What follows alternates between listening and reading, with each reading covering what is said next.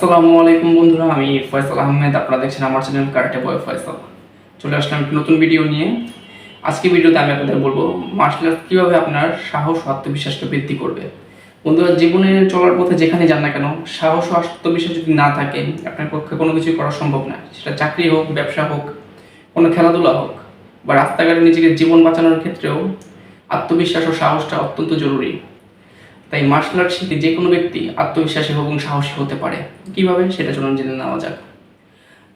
দেখেন বন্ধুরা, যখন একটা ব্যক্তি মার্শাল আর্টস প্র্যাকটিস করে, সবাই জানে মার্শাল আর্ট একটা এক্সট্রিম লেভেলের খেলাধুলা। একটা সাধারণ প্লেয়ার যেটা চিন্তা করে না, সেটা মার্শাল আর্ট ছাত্রকে সেটা করতে হয়। তো যখন একজন স্টুডেন্ট মার্শাল আর্ট শিখতে যায়, সে বিগিনার হোক, ইন্টারমিডিয়েট হোক, অ্যাডভান্স লেভেলেরই হোক, তাকে এই কঠিন ট্রেনিংগুলো করতে হয়। যে কঠিন ট্রেনিংগুলো একটা সাধারণ ফুটবল প্লেয়ার বা ক্রিকেট প্লেয়ার চিন্তা ভাবনাও করে না, কিন্তু একটা মার্শাল আর্ট প্লেয়ারকে এগুলো করতে হয়। তো তখন যখন তারা এই ট্রেনিংগুলো করে, তাদের মনের মধ্যে একটা মাইন্ডসেট তৈরি হয় যে তাকে এগুলো পারতে হবে যে কোনো অবস্থাতে, যেটা হয়তো অন্য কোনো খেলাধুলার মধ্যে প্রয়োজনও পড়ে না, কিন্তু মার্শাল আর্টসের মধ্যে এই ট্রেনিংগুলো বাধ্যতামূলকভাবে করতে হয়।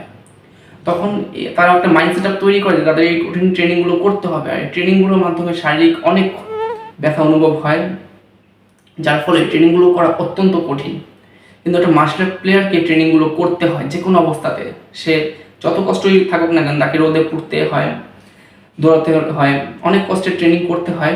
ফলে তার ভিতরে একটা মাইন্ডসেট তৈরি হয়ে যায় যে আমাকে এই ট্রেনিংগুলো করতে হবে এবং আমাকে পারতে হবে।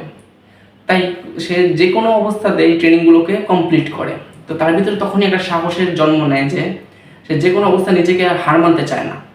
একজন মার্শাল আর্ট জানা প্লেয়ার কখনো হার মানে না, আপনি যে পরিস্থিতি হোক না কেন।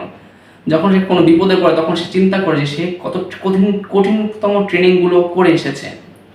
যখন এই চিন্তাগুলো তার মাথায় আসে, সে অবশ্যই নিজেকে স্ট্রং ফিল করে যে আমি যেহেতু এত কঠিন ট্রেনিংগুলো কমপ্লিট করতে পেরেছি, তাহলে তো আমার জন্য ওই বড় কোনো বিষয় নেই এই বিপদগুলো। তাই একটা মার্শাল আর্ট জানা প্লেয়ার অবশ্যই সাহসী ও আত্মবিশ্বাসী হয়। যে কোনো ব্যক্তি যদি মার্শাল আর্ট শিখে, তার সাহস ও আত্মবিশ্বাস অনেক বেশি বৃদ্ধি পেয়ে যায়। কেউ যদি আত্মবিশ্বাস ও সাহস বাড়াতে চায়, তার অবশ্যই মার্শাল আর্ট শেখাটা খুব জরুরি। সে যেই প্রফেশনে থাকুক না কেন, তার মার্শাল আর্ট শেখাটা অত্যন্ত জরুরি হয়ে পড়ে, কারণ আত্মবিশ্বাস ও সাহস বাড়াতে। আর তাছাড়া মার্শাল আর্টস আরেকটা ইম্পর্টেন্ট জিনিস হচ্ছে মেডিটেশন। মেডিটেশন যদি আমরা করি, আমাদের মাথা ঠান্ডা থাকে, আমাদের মাইন্ডসেট অনেক স্থির থাকে, আমরা যে কোনো জিনিস সংকল্প করলে সেটার প্রতি অনেক ফোকাস করতে পারি এবং আমাদের মাথা গরম হয় না সহজে। ফলে আমরা সাহস ও আত্মবিশ্বাস দুটো একটাও হারাই না। দেখবেন বন্ধুরা, কেউ যদি লড়াই করতে যায়, সে যদি মাথা গরম করে ফেলে, সে যত ভালো ফাইটারই হোক না কেন, নিজের স্কিলটাকে সুন্দরভাবে প্রেজেন্ট করতে পারে না। তাই মেডিটেশন করলে তার স্কিলগুলো সুন্দরভাবে প্রেজেন্ট হয়, সে নিজে খুব সহজেই নিজের আত্মরক্ষাটা করতে পারে।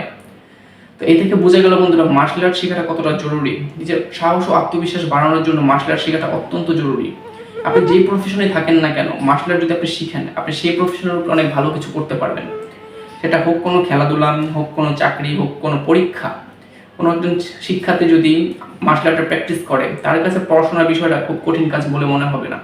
তখন সে চিন্তা করবে, আমি এত কষ্টের ট্রেনিং করতে পেরেছি, তাহলে পড়াশোনা তো খুব সহজ একটি কাজ।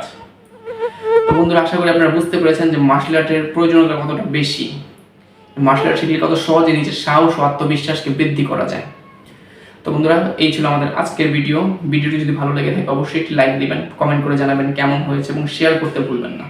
আর আপনারা যদি আমার চ্যানেল নতুন হয়ে থাকেন, অবশ্যই আমার চ্যানেলটি সাবস্ক্রাইব করবেন এবং পাশে থাকা বেল আইকনটি প্রেস করে দেবেন, যাতে আমার পরবর্তী ভিডিওগুলো সবার আগে পেতে পারেন। তো বন্ধুরা, আজকের মতো এই পর্যন্তই। ভালো থাকবেন। আসসালামু আলাইকুম।